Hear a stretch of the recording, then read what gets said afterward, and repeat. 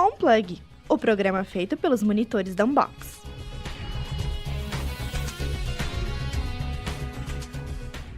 Olá, pessoal! Muito bom encontrar vocês mais uma vez aqui na Plug Rádio USCS. Sejam todos muito bem-vindos e bem-vindas. Essa é a edição do Unplug dessa sexta-feira, 23 de junho de 2023. Eu sou Camila Carvalho. E eu sou Sâmia Franco. E fiquem ligados nas notícias da semana, esportes, giro USCS e muitas dicas culturais para que vocês possam aproveitar o final de semana. Vem com a gente porque tem coisa boa vindo por aqui. Sesc Santo André promove atividades para dar início ao mês do orgulho LGBTQIAPN+, neste final de semana. No Em Pauta falaremos sobre o Festival de Inverno de Paranapiacaba, o mais aguardado da temporada, e quais as atrações planejadas. Carlo Ancelotti será o treinador da seleção brasileira a partir de 2024, de acordo com a CBF.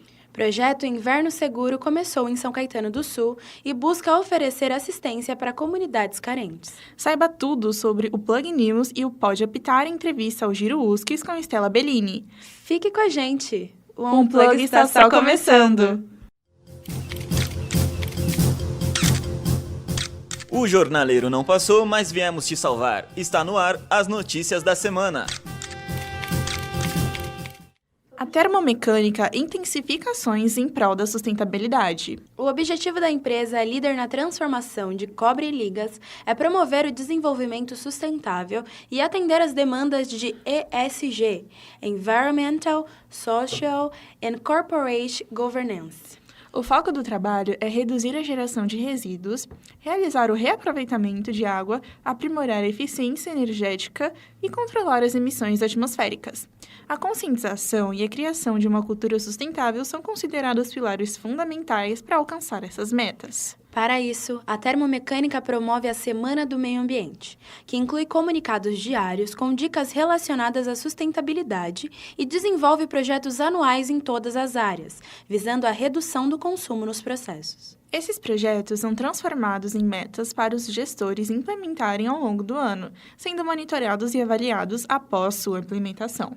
Além disso, a empresa possui um sistema de gestão ambiental sólido, buscando criar soluções sustentáveis para reduzir os impactos ambientais, promovendo coletas periódicas de materiais recicláveis nas fábricas, encaminhando-os para organizações especializadas em reaproveitamento. A empresa enfatiza a importância de investir em soluções alinhadas às demandas ambientais e destaca também a necessidade de conscientização por parte dos líderes e gestores, e busca uma indústria cada vez mais sustentável, inteligente, competitiva e produtiva. O projeto Inverno Seguro começou em junho, em São Caetano do Sul. O intuito é dar assistência às pessoas em situação de rua, intensificando principalmente as ações noturnas da prefeitura, como a entrega de cobertores. Entre 8 da manhã e 10 da noite, as pessoas são atendidas pela equipe de abordagem social. Durante a madrugada, o atendimento fica por conta do SOS Cidadão 156, que atua até 8 horas da manhã do dia seguinte. Além das ações noturnas, o SEAS, Assistência e Inclusão Social, oferece 30 vagas de abrigo fixas e 18 para a temporada de frio, por meio da parceria com as ONGs AE Vida e Lar Bom Repouso. Além dos SEAs, o projeto, que existe desde 2018, tem apoio e parceria da Secretaria de Saúde do município. Bancas de jornal desativadas geram preocupação e insegurança nas cidades da região do ABC. As poucas que restam não insistem em vender somente jornais e revistas, mas apostam em um outro tipo de comércio para sobreviver. Além de não exercerem mais atividade comercial em áreas urbanas, as bancas desativadas têm se tornado pontos de encontro para moradores em situação de rua e usuários de drogas, gerando preocupação e insegurança para a população. Em Ribeirão Pires, uma banca fechada há 6 anos tem se transformado em um patrimônio histórico da cidade, conforme ironizam os próprios moradores. A estrutura abandonada acaba sendo motivo de preocupação para os moradores locais, principalmente à noite. Situação semelhante ocorre em São Caetano, onde uma banca enferrujada e danificada na rua Conselheiro Lafayette tem causado indignação. Além da deterioração visível, a presença de usuários de drogas no local tornou-se uma fonte de insegurança para quem vive ou trabalha na região. Apesar da falta de informações precisas das prefeituras sobre o número de bancas desativadas e de sua destinação, é evidente que essas estruturas abandonadas representam um problema social e de segurança pública. Santo André se movimenta para ampliar a reciclagem de resíduos em eventos. O SEMASA, Serviço Municipal de Saneamento Ambiental de Santo André, criou uma central de triagem compacta de resíduos recicláveis no Arraial Solidário 2023, ocorrido no Paço Municipal. A iniciativa, que começou nesse fim de semana, possibilitou que mais de 400 quilos de materiais fossem reaproveitados. A central estava localizada próxima da praça de alimentação e contou com o apoio da cooperativa Cidade Limpa, que ficou responsável pela separação dos resíduos durante o evento. Além de toda a estrutura, agentes do SEMASA também estavam à disposição para tirar dúvidas e explicar a importância da separação dos resíduos para a população. A ideia é que toda a estrutura seja disponibilizada nos grandes eventos realizados e promovidos pela Prefeitura Municipal, com o intuito de reduzir e instruir os cidadãos sobre a importância da reciclagem. Se liga que agora é a hora dos esportes.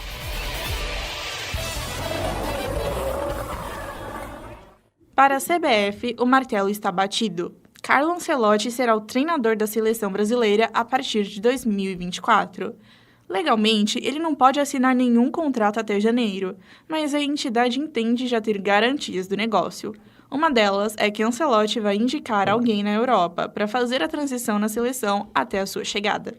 O profissional que o técnico indicar vai dividir a tarefa com Ramon Menezes, que será responsável por acompanhar os jogadores que atuam no Brasil. O Real Madrid está ciente de todos os passos. Porém, nem a CBF nem o clube espanhol farão qualquer tipo de anúncio até janeiro. Até lá, teremos apenas informações de bastidor. Em amistoso, nessa última terça-feira em Portugal, a seleção brasileira voltou a sofrer 4 gols em uma partida pela primeira vez, desde a goleada de 7-1 da Alemanha na semifinal da Copa do Mundo de 2014. Na derrota por 4-2 para Senegal, o time brasileiro estava irreconhecível e chegou até a mandar no jogo nos primeiros minutos. Mas se perdeu no meio da partida, dando muito espaço para a equipe africana. Os gols brasileiros foram marcados por Lucas Paquetá e Marquinhos. Já do lado do Senegal, o atacante maior artilheiro da seleção, Sadio Mané, marcou 2 vezes. E para nossa surpresa, o mesmo Marquinhos, que fez um gol a favor, marcou um gol contra na partida, terminando 4-2 para Senegal. Resultado que surpreendeu a maioria do público. Eu também fiquei muito chocada, confesso que esperava um pouco mais. Aí você vai no jogo de Copa Brasil e tem um gol contra? Eu acho isso um absurdo. Isso não entra na minha cabeça, isso não faz sentido pra mim. Relembrar o gol da Alemanha, meu Deus do céu, fico triste só de lembrar. Dói. O sobrenome já é conhecido, mas o nome começou a ser escrito na história do automobilismo brasileiro neste domingo, Dudu Barrichello. O paulista da Full Time disputa a primeira temporada integral dele na categoria Stock Car e já conquistou o primeiro lugar no trajeto de Cascavel. Filho do bicampeão da categoria e ex-Fórmula 1, Rubens Barrichello, Dudu não é bem um rosto novo na Stock Car. Ele estreou de fato em 2021 no mesmo autódromo Zilmar Belks, em Cascavel, para substituir o argentino Matias Rossi na Full Time. Em 2023, o melhor resultado do piloto havia sido um 13º lugar, em Goiânia, na abertura do campeonato.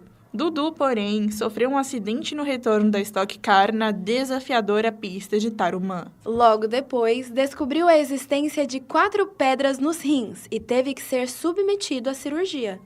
Mesmo com todos estes obstáculos, ele voltou a correr e venceu a pista de Cascavel no último domingo, deixando o pai veterano e toda a torcida emocionados. Com um gol no último minuto da etapa final, o São Paulo empatou por 1-1 com o Palmeiras no primeiro dos 2 jogos das quartas de final do Campeonato Brasileiro Feminino. Os minutos iniciais da partida foram de domínio alviverde e o gol saiu aos 27 minutos. Andressinha cobrou o escanteio fechado e Letícia empurrou para o fundo das redes. Mesmo com outras chances, o alviverde terminou o primeiro tempo com 1-0. No retorno para a etapa final, o Palmeiras continuou pressionando e perdeu muitas chances, chegando a acertar a trave em 2 oportunidades.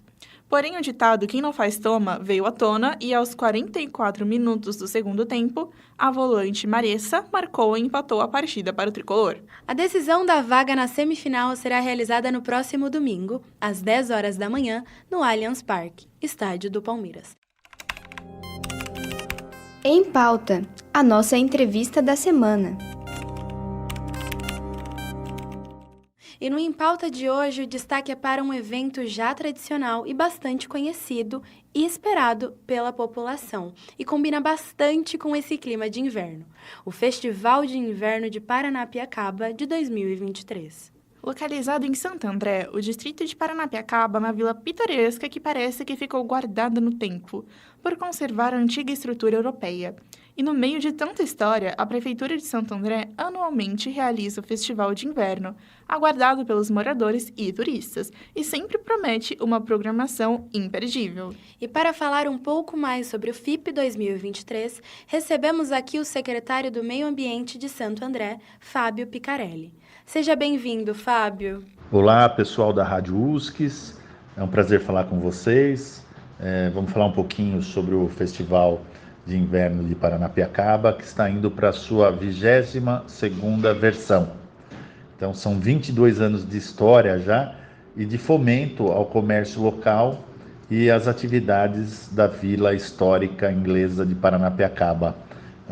Esse festival surgiu com o intuito de fomentar o comércio local e divulgar a Vila de Paranapiacaba para todos os turistas de São Paulo, do nosso estado, né, e também do Brasil. Estamos muito felizes em recebê-lo aqui no Em Pauta. E, secretário, vamos começar falando sobre um pouco como surgiu o FIP e qual a importância dele para a comunidade local e para os turistas? Após 22 anos de história, nós podemos dizer com certeza que atingimos o objetivo, uma vez que, sem sombra de dúvidas, o Festival de Inverno de Paranapiacaba é o momento mais esperado, não só pelos turistas, mas principalmente pelos comerciantes, pelos donos de pousadas, restaurantes, para os monitores ambientais da vila, que esperam ansiosamente o mês de julho para receber com todo o carinho, afeto e amor os turistas que vêm de todos os cantos do estado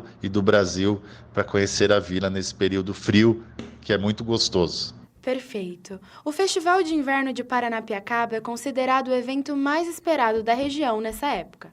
Portanto, o senhor diria que ele movimenta a economia local e dos moradores na vila? Realmente nós teremos várias atividades, shows, encontros, colóquios, exposições, feiras. No entanto, o detalhamento de todas as atividades do Festival de Inverno acontecerá em entrevista coletiva do prefeito Paulo Serra nos próximos dias. A vila de Paranapiacaba precisa de preservação ainda em muitos edifícios históricos. Como está o projeto de preservação e de fomentação do turismo para além dos festivais? Com relação aos restauros da vila, nós podemos falar com tranquilidade que boa parte deles já aconteceu. Nós tivemos o restauro dos galpões das oficinas, restauro da estação de trem, restauro do almoxarifado da ferrovia. Agora vamos entregar ainda na abertura do Festival de Inverno no dia 22, o primeiro campo de futebol com medidas oficiais totalmente restaurado. Então, no dia 22, às 10 horas, eu queria convidar todos os seus ouvintes a participarem da abertura do festival e da entrega desse equipamento, que é um marco histórico para o futebol brasileiro e para a história do Brasil, que é o país do futebol. Durante todos esses anos, pelo menos nos últimos 6 anos, nós investimos muito, a Prefeitura de Santo André, junto com o governo federal, nesses restauros, porque a Vila de Paranapiacaba ela é tombada por 3 esferas do patrimônio histórico, tanto no IPHAN, que é o Instituto de Preservação Histórica Nacional, como no CONDEFAT e CONDEFAPASA, que são os 3 órgãos que tombaram e tornaram a Vila de Paranapiacaba referência em termos de preservação do patrimônio. Então, o órgão nacional, estadual e municipal. E a respeito das datas e horários oficiais, quais são eles? Nós teremos que comprar os ingressos em algum portal? O Festival de Inverno de Paranapiacaba acontecerá no dia 22, 23, 29 e 30 do mês de julho. O horário é entre 10 da manhã e 20 horas. É importante dizer que a entrada à Vila de Paranapiacaba é gratuita. No entanto, na época do Festival de Inverno, não se pode entrar com veículos na Vila de Paranapiacaba, porque o número de visitantes é muito grande e a vila não comporta um número excessivo de carros e veículos. Portanto, é feito todo um esquema, uma situação prática, né, junto com uma parceria de uma empresa local, em que as pessoas chegam pela rodovia, deixam seus carros num estacionamento, pagam o estacionamento, e isso dá direito à pessoa deixar o carro lá o dia inteiro e também ao transporte da empresa até a Vila de Paranapiacaba. E isso deve custar algo em torno de R$50. E, para finalizar, o senhor tem um spoilerzinho para os nossos ouvintes? Queria aproveitar esse espaço, Sâmia, para convidar todos os ouvintes da Rádio USCS a participarem desse festival, que certamente será algo muito importante para a região, será algo agradável para o turista e vai ser, como eu disse, um marco histórico pela entrega desse equipamento tão importante que é o campo de futebol restaurado. Lembrando também que nós vamos fazer uma homenagem a Charles Miller, pai do futebol no Brasil. Agradecemos a presença do secretário do Meio Ambiente de Santo André, Fábio Picarelli, e desejamos a todos que planejam ir um ótimo festival de inverno. Nos encontramos lá, porque eu não perco por nada. E você, Sâmia, te encontro por lá também? Encontra, Camila. Vou conhecer pela primeira vez Paranapiacaba com esse festival. Você vai adorar, é lindo. Cultura. Se liga na dica. O cinema brasileiro comemorou 125 anos nesta segunda-feira, com a repatriação de 144 obras nacionais que estavam na Itália desde 1979. O acervo, que conta com filmes antigos e de diversos gêneros, voltará para a guarda da Agência Nacional de Cinema, a Ancine, vinculada ao Ministério da Cultura. Entre os títulos estão Macunaíma, de Joaquim Pedro de Andrade, e Vidas Secas, de Nelson Pereira dos Santos. As obras estavam em Roma desde o final da década de 70, quando foi fechado o escritório da antiga Embrafilme na capital italiana. A empresa acabou extinta antes de trazer os filmes ao Brasil. Com isso, o acervo ficou provisoriamente sob a responsabilidade da Embaixada do Brasil em Roma, que não conseguiu enviar o material de volta em razão de dificuldades técnicas e os altos custos para viabilizar a operação por via postal. O mês de junho, que tradicionalmente celebra as origens caipiras, traz para o Sesc São Caetano apresentações de violeiros de Diadema e Mauá. A ação faz parte do projeto Cena Aberta e ressalta a viola como um instrumento musical fundamental para a identidade brasileira e grupos de cultura popular. Serão 4 shows, todas as sextas-feiras, às 8 da noite, com distribuição gratuita de ingressos 1 hora antes do início do evento. Formado em 2011 em uma oficina de viola caipira nos pontos de cultura do município, o grupo Violeiros de Diadema se apresenta hoje, com o objetivo de resgatar a cultura ligada às raízes rurais, à moda de viola, à terra e ao sertão. No dia 9, Brasil Raízes é o nome do espetáculo a ser apresentado pelo grupo de viola caipira Cordas da Mantiqueira, fundado em 2009 e formado por 10 violeiros. A terceira apresentação será do violeiro Paulo Freire, no dia 16. Ele terá um show repleto de histórias, passando pela música de viola do sertão e a transformação da arte no atual panorama da cultura brasileira. Além dos temas caipiras tradicionais e músicas do nicho, que foram temas de seriados da TV Globo, Freire vai tocar e contar os causos como se tornou o cunhado de um lobisomem e a revelação de Angelino de Oliveira e sua Tristezas do Jeca.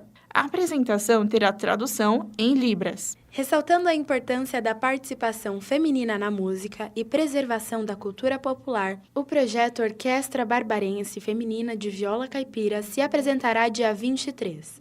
O grupo recebeu o Prêmio de Destaque Cultural do ano na categoria Música, pelo trabalho desenvolvido no município pela formação da Orquestra Feminina de Violas e preservação do uso da viola, característica da cultura local. E para fechar o mês junino, o tradicional grupo do Grande ABC, Violeiros de Mauá, sobe ao palco dia 30.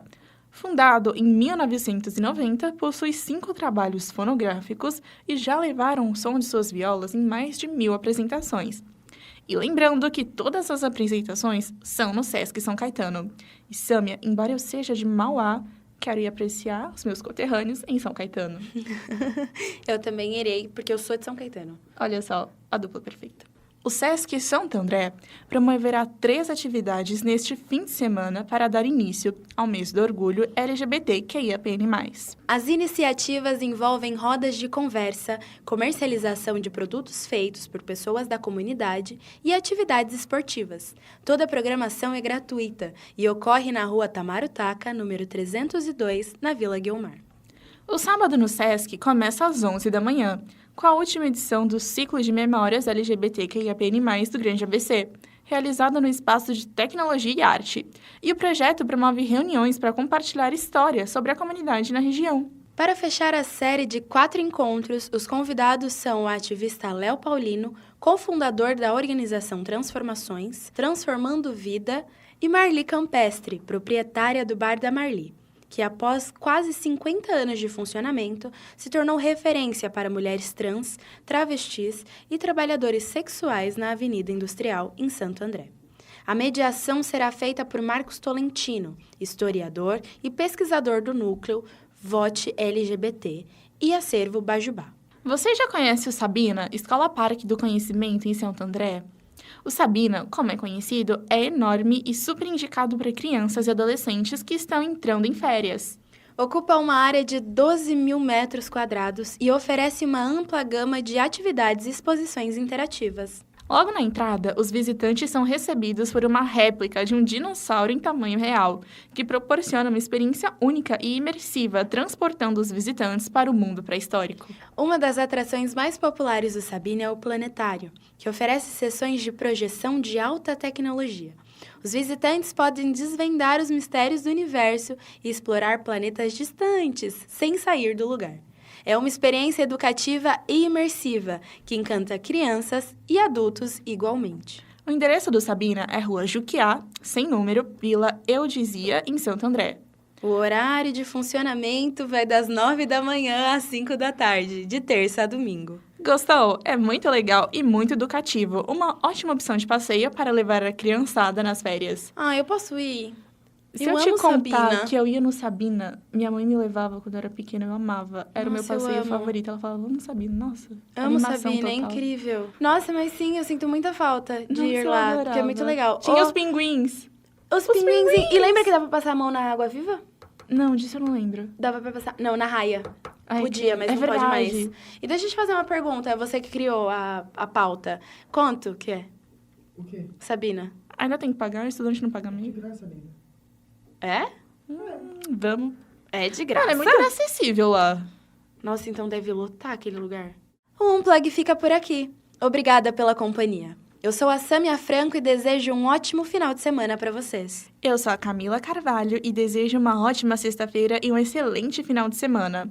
Não esqueça de seguir os nossos perfis oficiais da ECRIA e também da Plug Rádio USCS no Instagram e no Facebook.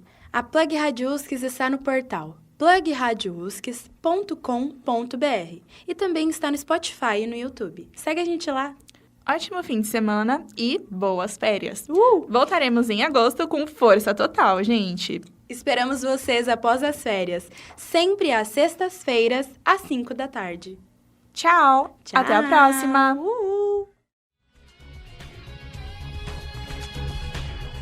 Termina aqui mais uma edição da Unplug.